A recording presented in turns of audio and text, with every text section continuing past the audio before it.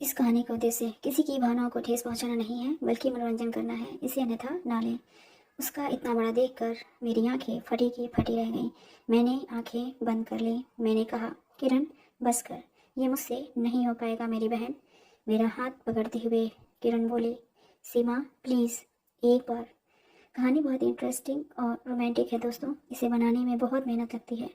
अगर आप चैनल पर नए हैं तो चैनल को सब्सक्राइब जरूर कर लीजिए। मेरा नाम सीमा है और मैं अभी सिर्फ 28 साल की ही हूँ, परंतु विधवा हूँ। मैं सिर्फ 22 साल की ही थी जब मेरी शादी हुई थी। पति का छोटा मोटा बिजनेस था। घर का गुजारा ठीक ठाक हो जाता था। पति को अपने बिजनेस को बढ़ाना था, मगर उसके लिए पैसा चाहिए था, और पैसा यूं ही तो नहीं आता। उसके लिए बहुत मेहनत करनी पड़ती है। वो मेरे पति भी कर रहे थे, दिन रात इधर उधर हर तरह से वो ढेर सारा पैसा कमाना चाहते थे कि कोई अच्छा सा काम धंधा खोलकर बाकी की ज़िंदगी आराम से काट सकें। मगर इस कमर तोड़ मेहनत का हमारी शादीशुदा ज़िंदगी पर भी असर पड़ रहा था। पति तो हर वक्त किसी न किसी उधेड़बुन में लगे रहते। मैं शादी के नए नए सपने लेकर अपने ससुराल आई थी। पति ने मुझे प्यार तो बहुत किया, अपनी हैसियत के मुताबिक मेरी हर खुशी पूरी की, मगर फिर भी कुछ कमी सी मुझे महसूस होती थी। मगर मैं जानती थी कि एक दिन मेरे पति ने मेरी हर ख्वाहिश पूरी कर देनी है, तो मैं भी अपने पति का पूरा साथ देती। उनके प्रति पूरी वफादारी से उनकी बीवी होने का हर फर्ज निभा रही थी। अगले साल भगवान ने हमें एक प्यारी सी बेटी दी, तो हमारी खुशियों का तो ठिकाना न रहा। पति मुझे और बेटी को बहुत प्यार करते। अब हमारे हालात भी थोड़े बदल रहे थे। समय बीतता गया और हमारी शादी को 6 साल हो गए। बेटी स्कूल जाने लगी। रिश्तेदार अब फिर जोर देने लगे कि एक बच्चा और कर लो। मैं भी चाहती थी, मगर पति अभी इस बात के लिए राजी नहीं थे। वो इस बात का पूरा ख्याल रखते कि मैं कहीं फिर से प्रेग्नेंट न हो जाऊं। तब भी मैं कहती, जानो, सब कुछ ठीक तो चल रहा है, कर लेते हैं दूसरे बच्चे की प्लानिंग। तो वो कहते, जाने मन, थोड़ा सा सब्र करो, ये साल मुझे दे दो, अगले साल के शुरू में ही नींव पत्थर रख देंगे। मैं चुप हो जाती, मगर किस्मत को शायद कुछ और ही मंजूर था। एक दिन एक हादसे में मेरे पति मुझे और मेरी बेटी को हमेशा के लिए छोड़कर चले गए। हमारी दो दुनिया ही उजड़ गई। मैं तो रो रो के पागल हो गई कि ये क्या हो गया, अब जीवन कैसे चलेगा। संस्कार हुआ, तेरहवीं हुई और उसके 2 दिन बाद सभी रिश्तेदार भी चले गए। पति की मौत के 15 दिन बाद मैं और मेरी बेटी दोनों अकेली सी रह गईं। उस रात तो डर के मारे मुझे नींद ना आई। मैं फूट फूट के रोई, मगर कब तक। रोते रोते नींद आ ही गई। 2-4 दिन गुजरे। अभी मेरे पति की मौत को 20 दिन ही हुए थे। मैं रात को सोने की कोशिश कर रही थी, मगर नींद मेरे आसपास भी नहीं थी। पति की बातें रह रहकर याद आ रही थी। बहुत सी बातें थीं। मैं अपने पति के साथ बिताए उन सुनहरे पलों को याद करते करते मुझे बड़ा आनंद सा आया।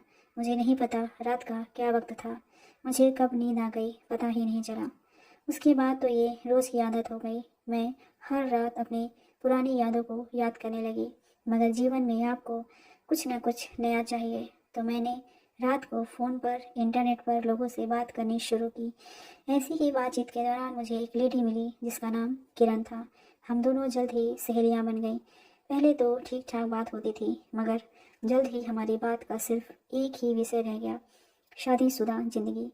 वो तो शादीशुदा थी, तो वो रोज़ अपने पति के साथ की कहानियाँ मुझे सुनाती। धीरे धीरे मुझे भी उसकी बातों में रुचि होने लगी।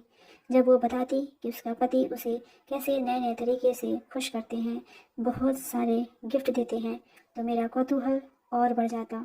फिर एक दिन मैंने किरण से कहा कि मैं उसके पति से बात करना चाहती हूँ। उसके बाद अनिल और मेरी बातें शुरू हुई। हम गूगल चैटिंग करते थे।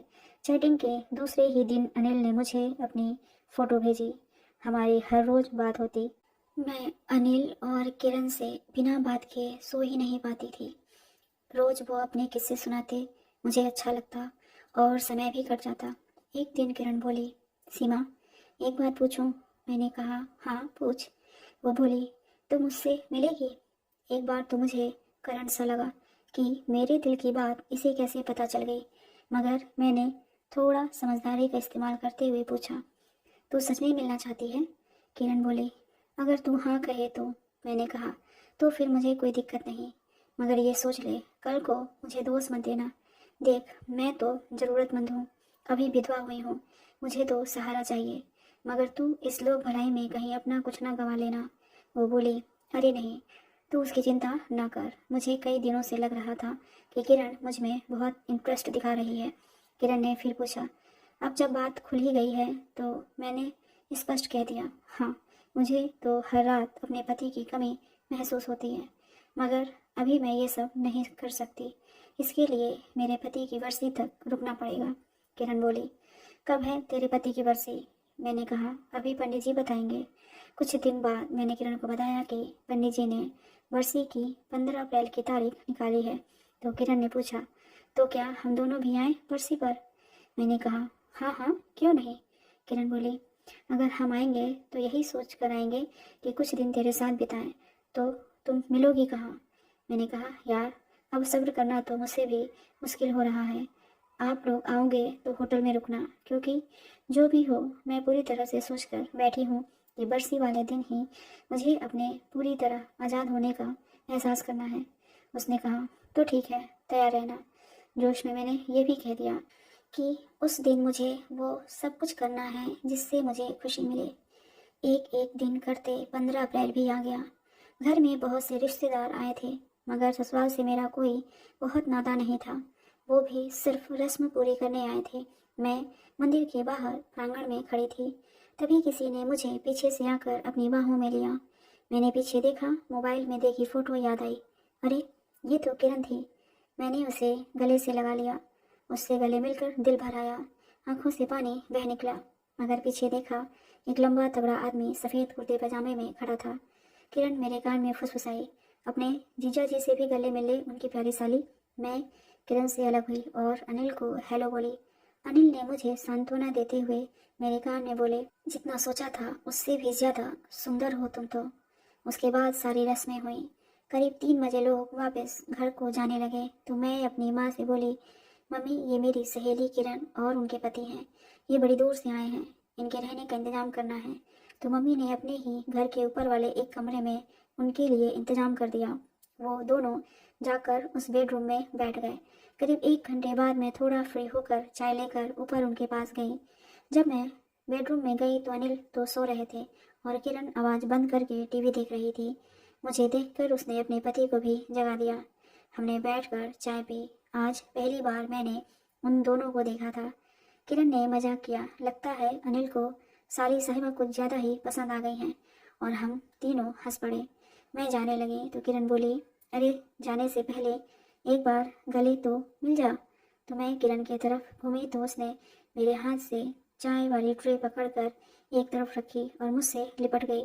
मेरे पास भी तो यही मौका था। मैंने भी बाहें खोलकर किरण को अपने सीने से लगा लिया।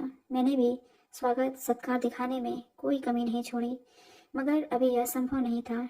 शाम तक सभी रिश्तेदार चले गए। घर पर मैं और मेरी माँ ही बचे थे, और ऊपर अनिल और किरण। रात का खाना खाने के बाद करीब 10 बजे मैं चाय लेकर फिर किरण के कमरे में गई। किरण तो बहुत ही उतावली हो रही थी।